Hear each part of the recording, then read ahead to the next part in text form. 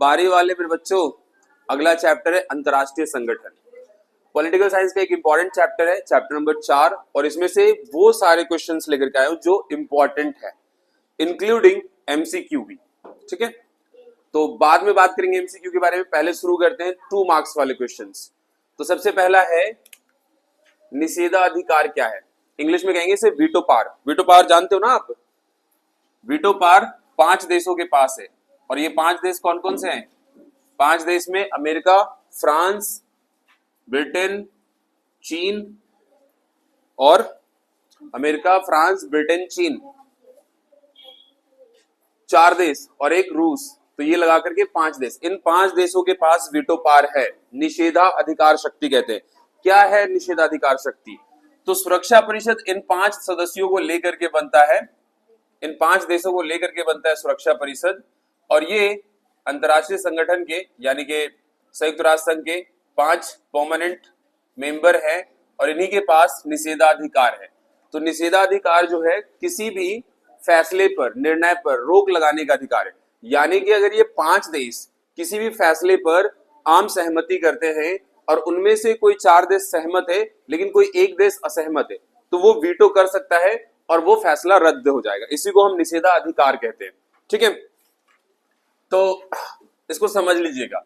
5 permanent सदस्य है, स्थायी शक्ति, और 10 नॉन परमानेंट है, 10 अस्थायी शक्ति है। ठीक है, 10 अस्थायी शक्तियां जो है ये बारी बारी से अल्फाबेटिकली, मतलब अल्फाबेट के अकॉर्डिंग जैसे जिसका नाम आता है, तो वो 10 अस्थायी सदस्य सुरक्षा परिषद के सदस्य बनते हैं। तो 5 स्थायी और 10 अस्थायी, कुल मिलाकर के 15 जो है सदस्य सुरक्षा परिषद के सदस्य रहते हैं। अगला क्वेश्चन देखेंगे, मानवाधिकारों की रक्षा में सक्रिय 2 संगठन। बहुत सारे संगठन हैं, लेकिन उसमें से सबसे ऊपर जो आता है वो है एमनेस्टी इंटरनेशनल।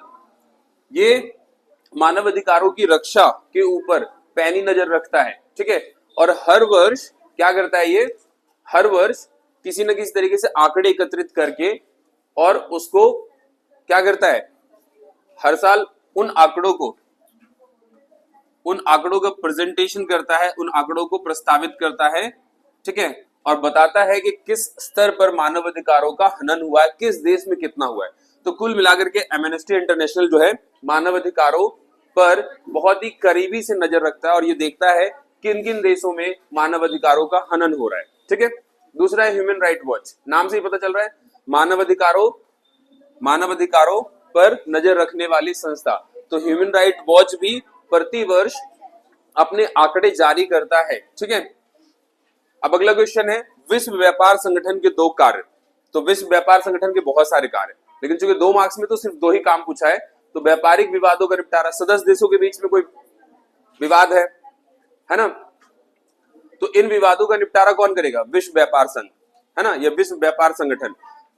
2 या 2 से अधिक देशों के बीच में टैरिफ और ट्रेड को लेकर के अगर कोई वॉर छिड़ जाए या कोई परस्पर विवाद हो जाए तो विश्व व्यापार संगठन ही उनका समझौता कराएगा। पहला काम तो ये हो गया। दूसरा, अलग अलग देशों की नीतियों की निगरानी। अच्छा, उनकी घरेलू नीति, जैसे कि अभी आपने पढ़ा होगा सोवियत संघ के पतन में, तो सोवियत संघ के पतन में आपने देखा था गराज सेल, है ना, या शॉक थेरेपी पढ़ा होगा। तो शॉक थेरेपी कहीं ना कहीं विश्व व्यापार संगठन और आईएमएफ के नियमों के अनुसार था। तो विश्व व्यापार संगठन जो है अलग अलग देशों के उनके घरेलू नीति कैसी है, डोमेस्टिक पॉलिसीज कैसी है, उस पर निगरानी करता है। और जैसे कई देश होते हैं सब्सिडीज वगैरह ज्यादा दे रहे, तो वर्ल्ड ट्रेड ऑर्गेनाइजेशन उन चीजों को, घरेलू नीतियों को देखता है और कोशिश ये करता है कि घरेलू नीतियां जो है, पॉलिसीज जो है सही रहे, जिससे उस देश का व्यापार स्तर सही रहे। ठीक है, तो ये 2 कार्य विश्व व्यापार संगठन करता है। अब बात करेंगे 4 नंबर वाले प्रश्न का। 4 नंबर वाले प्रश्न में 2 ही प्रश्न लिए हैं, लेकिन होपफुली 2 में से कोई एक क्वेश्चन तो आएगा। तो पहले बात करेंगे संयुक्त राष्ट्र संघ के ढांचे में सुधार। सबसे ज्यादा आने वाला क्वेश्चन है ये, और मोस्ट P by Q है ये, प्रीवियस ईयर क्वेश्चंस, है ना। तो देखो, संयुक्त राष्ट्र संघ के ढांचे में सुधार, यानी संयुक्त राष्ट्र संघ इतना पुराना हो चुका है, उसमें बहुत सारी कमियां हैं, इसलिए उसके ढांचे में सुधार की मांग की जाती है। तो कौन कौन से सुधार है? तो कोई 4 सुधार, तो मैं आपके लिए सिर्फ यहाँ पे पूरा आंसर तो नहीं, लेकिन हिंट वर्ड्स लेकर के आए। अगर आपको ये याद रहेगा तो आप इसको हेडिंग बना के या सब हेडिंग बना के आंसर को लिख करके आ सकते हो, है ना। तो चलो संयुक्त राष्ट्र संघ के ढांचे में सुधार तो देखेंगे। सदस्य संख्या, भैया जब संयुक्त राष्ट्र संघ बना था तब आप देखते हो कि इसमें तब 5 परमानेंट सदस्य थे और अभी भी 5 ही हैं। अच्छा, जब इसकी स्थापना हुई थी तो तब देश 50 या 53 के आसपास थे इसकी स्थापना के समय, है ना, सदस्यों की संख्या। तब भी परमानेंट सदस्य, स्थायी सदस्य संख्या 5 था और अभी 193 प्लस 193 से अधिक हो चुके सदस्यों की संख्या, फिर भी परमानेंट सदस्य 5 ही है। ये तो गलत है। अब समय की मांग ये है कि इसके परमानेंट सदस्यों की संख्या को बढ़ा दिया जाए, है ना। और भी बहुत सारे देश हैं इस लायक जिनको हम परमानेंट सदस्य बना सकते हैं। तो एक सबसे पहले जो सुधार की बात आती है वो यही आती है कि इसके सदस्यों की संख्या को या तो परमानेंट बॉडी को खत्म कर दिया जाए या उसकी संख्या को बढ़ाया जाए। दूसरा, वीटो की समाप्ति कर दी जाए, या तो वीटो पावर और देशों को दो, जैसे भारत है, जापान है, जर्मनी है, ब्राजील है, ऐसे बहुत सारे देश हैं जिनके पास वीटो पावर होनी चाहिए लेकिन नहीं है। इस वजह से ये 5 महाशक्तिशाली देश जो है वीटो पावर का मिसयूज करते हैं, है ना। तो या तो वीटो पावर खत्म हो जाना चाहिए या फिर वीटो पावर नए सदस्यों को, या जो वे पुराने सदस्य देश जो लंबे समय से हैं और अब उनके आर्थिक और राजनीतिक हालात सुधर चुके हैं उन्हें भी देना चाहिए, नहीं चाहिए। तो वीटो पावर की या तो समाप्ति कर दो या फिर उन्हें भी वीटो पावर दो। चलो अगली सुधार, विकसित देशों के साथ। विकसित देश अक्सर अपने प्रभाव को अधिक कर रखे हैं, विकासशील देशों की चलती नहीं है, या अल्प विकसित देश जो है उनका लगातार शोषण हो रहा है, उनकी आवाज को दबाया जा रहा है ना। तो ये बात अक्सर आती है कि विकसित देशों की ज्यादा यूएन में भी चलती है। जैसे अमेरिका, आए दिन अमेरिका धमकी देता है यूएन को कि मैं अपनी सदस्यता वापस ले रहा हूं, है ना। इस वजह से भी कहीं ना कहीं यूएन के ऊपर प्रभुत्व है इन विकसित देशों का। चौथा है लोकतांत्रिक कार्यप्रणाली। कार्यप्रणाली लोकतांत्रिक नहीं है, ये बात तो फैक्ट है।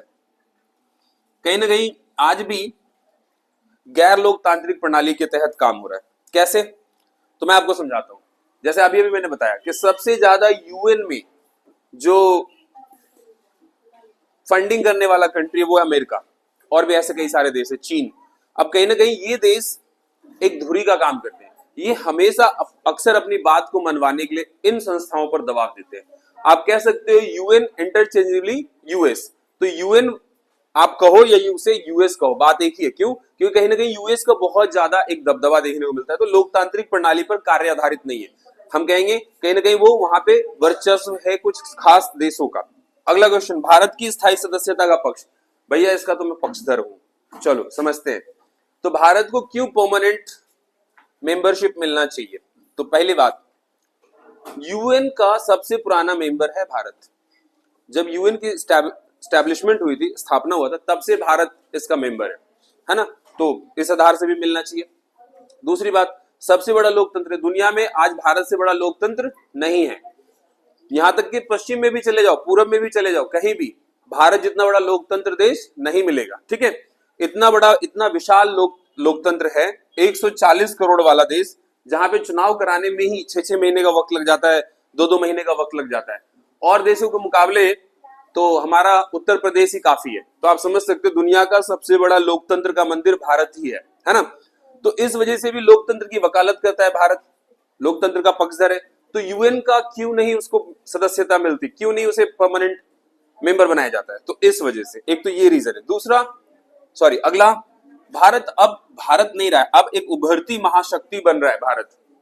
भारत अब केवल भारत नहीं है, भारत वो 50 साल पुराना भारत नहीं है। भारत अब हर क्षेत्र में, चाहे आप लोकतंत्र के क्षेत्र में देखें, तकनीक के क्षेत्र में देखें, जनता या मानव अधिकारों के क्षेत्र में देखें, सभी क्षेत्र में भारत लगातार उन्नति कर रहा है ना। तो एक उभरती महाशक्ति के रूप में भारत, तो इस आधार पे भी भारत अपनी स्थायी सदस्यता के लिए की मांग करता है और कहता है कि अब मैं इस लायक हूं कि मुझे परमानेंट मेंबरशिप मिलना चाहिए। सर्वाधिक जनसंख्या वाला देश, अकेले भारत की आबादी 2.5% है, 2.5%, यानी दुनिया की कुल आबादी का 2.5% आबादी भारत में। तो आप सोचिए, अगर हम इतनी बड़ी आबादी को निकालते हैं जहां पे जिसका कोई योगदान नहीं है यूएन में, तो ये तो फिर अपने आप में यूएन अलोकतांत्रिक हो जाएगा। तो इसलिए आवश्यकता है, भारत इतनी बड़ी जनसंख्या वाला देश है, इस आधार पर भारत को परमानेंट मेंबरशिप मिलना चाहिए। चलो 6 नंबर वाले क्वेश्चन देखते हैं। अंतरराष्ट्रीय संगठनों की आवश्यकता है ना? बिल्कुल है।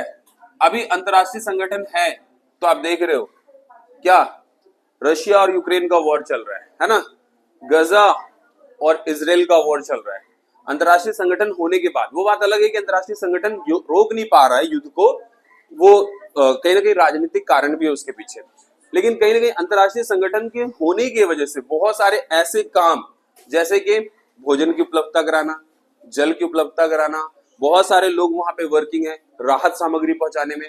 तो ऐसा नहीं है यूएन पूरी तरीके से कॉन्क्रीटली युद्ध को नहीं रोक पा रहा है, हम देख रहे हैं कि that UN is going to be failed, लेकिन नहीं, ऐसा नहीं है, फेल नहीं है। फेल इसलिए क्योंकि इसे कुछ सदस्य देशों ने फेल बनाया, जैसे कि मैंने आपको बताया कि जिन देशों का ज्यादा दबदबा है यूएन पे, वही कहीं ना कहीं राजनीति कर जाते हैं। और एक सबसे बड़ी राजनीति तो अपने आप में वीटो पावर है, सबसे बड़ा धोखा है ये, है ना। तो अभी गजा को लेकर के सुरक्षा परिषद में मीटिंग हुई जहां पे ये कहा गया, तो यूएस खुद उसको वीटो कर दिया है। तो अब बताइए क्या हो गया इस कंडीशन में, है ना।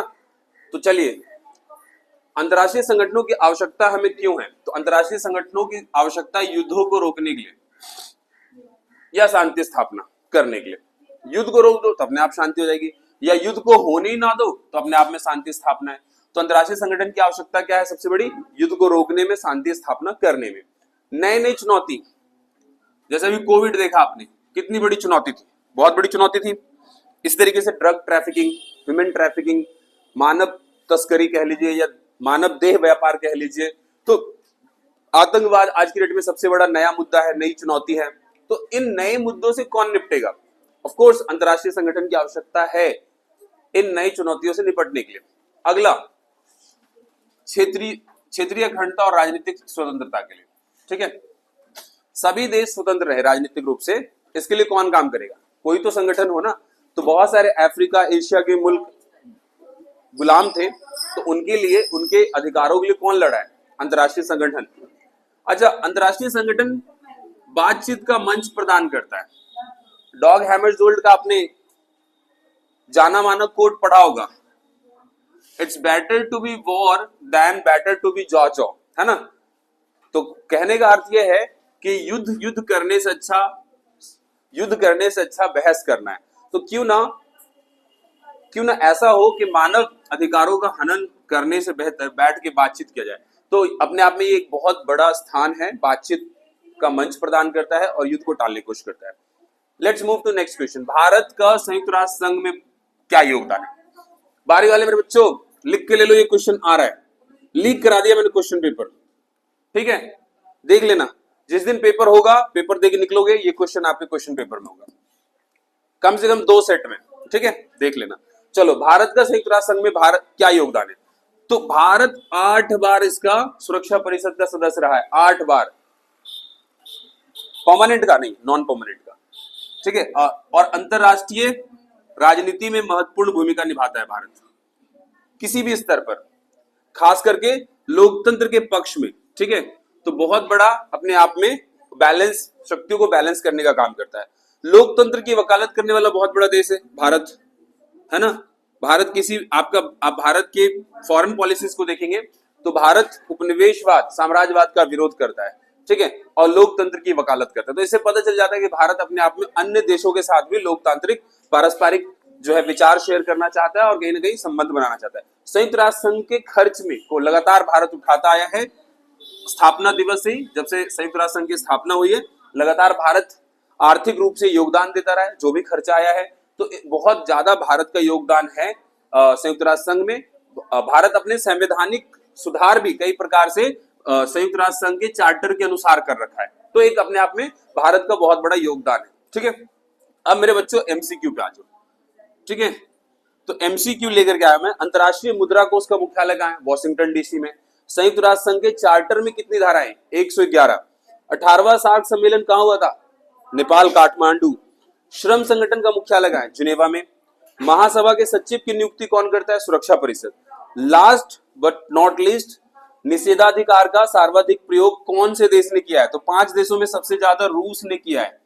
ठीक है, कई बार क्वेश्चन बदल देगा, पूछ देगा निषेधाधिकार का सर्वाधिक दूसरा प्रयोग किसने किया है? अमेरिका। ठीक है, सबसे कम चीन ने। ठीक है, तो मिलते हैं एक और अच्छे से चैप्टर में। All the best.